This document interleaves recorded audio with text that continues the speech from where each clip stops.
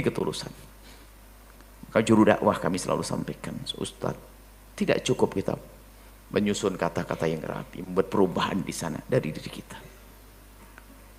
Malam-malam kita dengan Allah, saat sendiri kita dengan Allah, ngadu kepada Allah, membuat perubahan. Dan kita harus punya penyesalan di saat kita melakukan suatu dosa. Biarpun kita harus melarang. Artinya begini, kalau kita melarang orang akan sebuah dosa, lalu kita masih melakukannya, ya kita manusia. Tapi segera kita sadar, kita bertobat, mohon ampun kepada Allah Subhanahu wa taala. Maka termasuk kebohongan, menyuruh orang lain dengan kebaikan tapi tidak mau melakukan kebaikan. Jika keharaman, melarang orang keharaman tapi dia melakukan, kabura maqtan indallah, akan menjadi besar hukuman, murka Allah bagi orang yang pandai bertutur kata tapi tidak bisa melakukannya. Dia menyuruh orang lain berbuat baik tapi dirinya sendiri tidak menyadari kalau itu tidak baik. Dia menyuruh orang berbuat baik tapi dia sendiri tidak rindu melakukannya. Atau dia melarang orang lain melakukan kebaikan tapi dia termasuk pelaku pertama.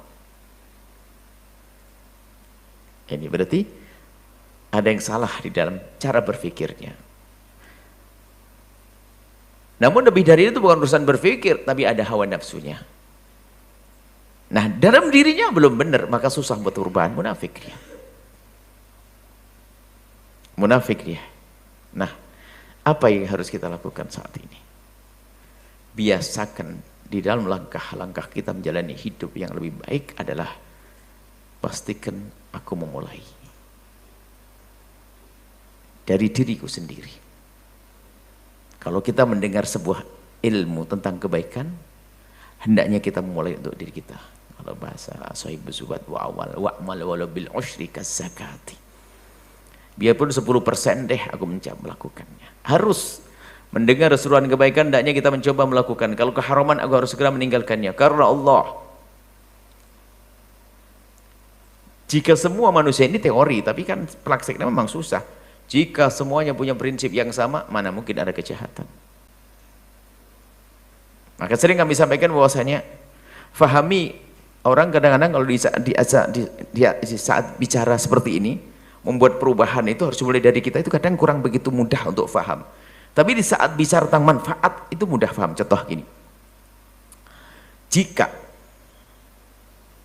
engkau dilarang mengambil barangnya orang lain, itu secara zahir kan pembatasan. Kenapa sih gitu nggak boleh? Kalau dia berpikir tentang maslahat, coba begitu mudah paham.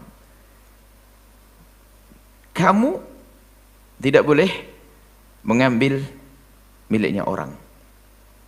Kamu satu orang. Di balik kamu yang satu orang tidak boleh ngambil miliknya orang lain itu, sesungguhnya kalimat itu serupa. 1.000.000 orang tidak boleh mengambil milikmu. 1:1.000.000. Jadi seperti halnya, tidak boleh kamu ngambil barangnya orang lain, sebetulnya kalimatnya sama. Semua orang yang ada di kiri kananmu juga tidak boleh ngambil barangmu. Jadi di sini kesadaran harus dibangun bahwasanya di saat kita tidak boleh melakukan satu kejahatan, itu sebetulnya itu juga larangan bagi siapapun di kiri kanan kita untuk melakukan kejahatan. Jangan pukul orang, maka sebetulnya bukan kamu tok yang dilarang. Orang yang ada di kiri kanan juga dilarang untuk mukul kamu. 1.000.000 orang tidak boleh mukul kamu. 2 juta, 3 juta. Nah, memahami tentang diri ini penting. Kadang orang itu tadi tidak sadar dia.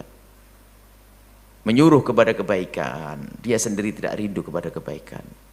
Apa yang menjadikan tidak melakukan kebaikan? Berarti dia itu nggak ngeh apa yang diomongkan. Tidak sadar. Berarti mungkin tidak dengan keimanan, maka dia rugi. Kalau kita menyuruh kepada kebaikan, dia disebutkan kan ada orang ilmunya hanya di otak saja, la tajawazu an hanajiri, nggak lewati tenggorokannya. Ngerti tentang kebaikan, tapi ternyata dia tidak mudah melakukan kebaikan tersebut. Atau ngerti keharaman, kenapa kita masih melakukan yang haram? Ini karena belum biasa dengan dirinya sendiri. Maka yuk kita ingin buat perubahan yang besar. Kalau tidak, kita mulai dari diri kita. Nggak akan mau. Kita sebagai ustadz yang mendidik santri segitu banyak, bagaimana kita bisa mendidik mereka? Oh, kita mendidik diri kita saja nggak bisa. Kita bukan pemeran sinetron, acting, bukan begitu. Kita harus serius. Sebagai ustadz, ayo kita belajar untuk diri kita sendiri. Aku akan mengajari santriku begini-begini, aku harus mulai dari diriku sendiri. Ibda' binafsik, mulai dari kita sendiri kalau ingin buat perubahan. Setelah Anda menyaksikan video ini, jangan lupa berselawat kepada baginda Nabi Muhammad sallallahu alaihi wa alihi wa sahbihi wasallam.